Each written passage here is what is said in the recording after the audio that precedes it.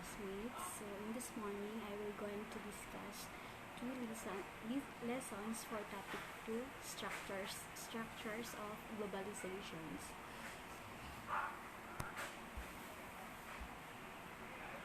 Okay, first lesson to be discussed is all about the global financial crisis and the challenge to neoliberalism.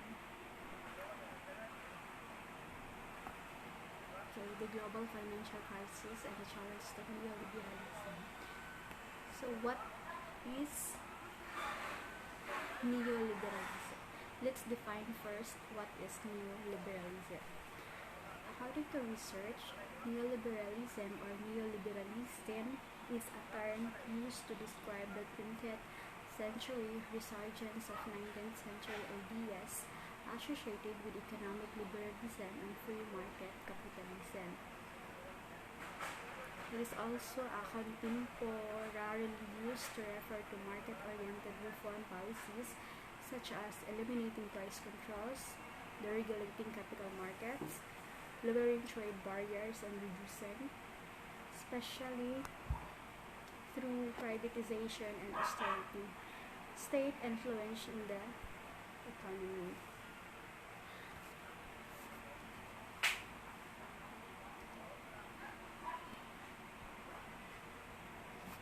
Okay, so according to research, ang neoliberalism daw ay ginamit to eliminate prices control, deregulating capital in the market, and lowering trade barriers. So it was all about reducing. Reducing means binabawasan.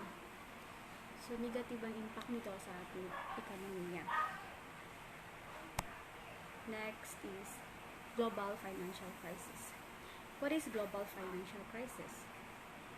So dito sa image na example natin, a global period of severe economic difficulty experienced by banks, markets, companies, and consumers. It often precedes as recessions. And based on other source of research, global financial crisis is a financial crisis that affects many countries at the same time. It is a period of severe difficulties which financial institutions, markets, companies, and consumers experience simultaneously. Banks also start selling all the financial assets that they can. A financial crisis is when financial instruments and assets decrease significantly in value. Investors lost confidence in the value of their assets, and consumers' incomes and assets are compromised, making it difficult for them to pay their debts.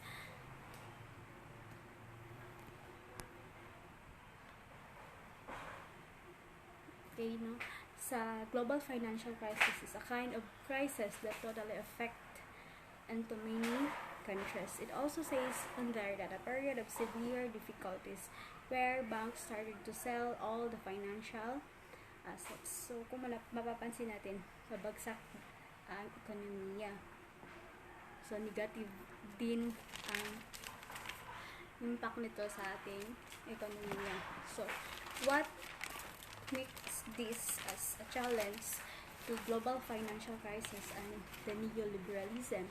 So, for me, it is totally a challenge since lahat ay negative ang impact nito sa ating ekonomiya.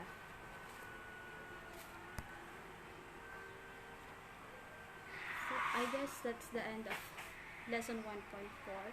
Now, let's proceed to lesson 1.5, economic globalization today.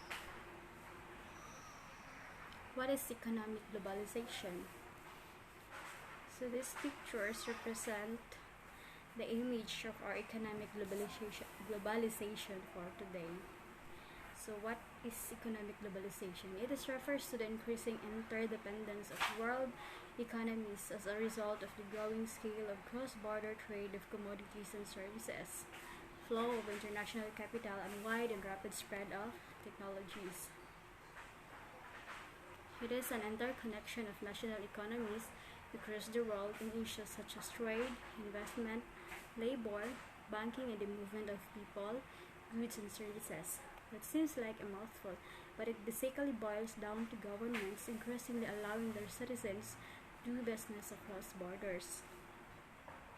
It also involves a wide variety of processes, opportunities, and problems related to the spread of economic activities among countries around the world.